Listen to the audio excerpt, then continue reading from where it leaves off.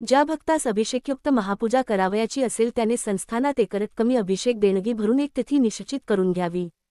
त्याप्रमाणे संस्थानकडून दरवर्षी त्या तिथीस भक्ताच्या नावाने संकल्प सोडून अभिषेकयुक्त महापूजा करण्यात येते।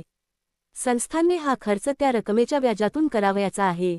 याप्रमाणे अभिनव योजना सन 1965 पासून दाखल करण्यात आली आहे।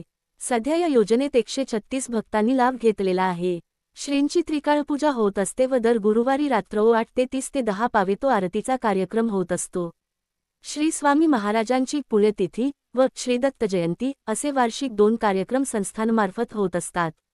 या उपरांत गुरुद्वादशी, गुरुप्रतिपदा, श्रीरंग जयंती इत्यादी दिवशी भजन वगैरेचा कार्यक्रम होत असतो। सन 1961 सालात श्रीदत्त जयंतीचा उत्सव सुरू असता एकादशीचे दिवशी सकाळी 6 ते 30 वाजता श्रींची आरती होत असता श्रींचे मूर्तीने आपले मस्तक डोलवून आशीर्वाद दिलेला आहे।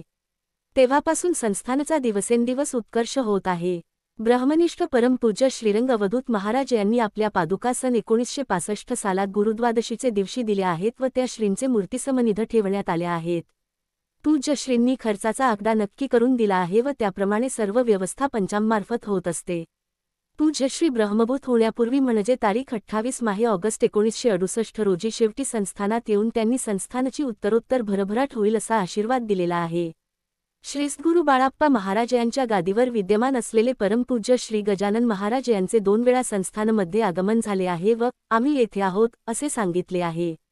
श्री सद्गुरू शंकराचार्य, श्रीकरपात्रीजी वगैरे सारख्या थोर विभूतींनी पण या संस्थानाचा महिमा गायला आहे। स्वामी कृपेने संस्थानची दिवसेंदिवस भरभराट व उत्कर्ष होत आहे। संस्थानचे कीर्तीचा सुगंध सर्वत्र दरवळला असून दररोज व दर गुरुवारी असंख्य भक्तमंडळी श्रीस्वामी समर्थांच्या दर्शनास येऊन आपली मनोकामना पूर्ण करून घेत आहेत।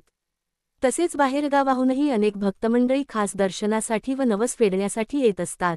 श्रीस्वामी समर्थांची लीला अगाध आहे व त्यांच्या कृपाप्रसादानेच आज या संस्थानाला तीर्थक्षेत्राचे स्वरूप प्राप्त झाले आहे। श्री गुरुदेव दत्त।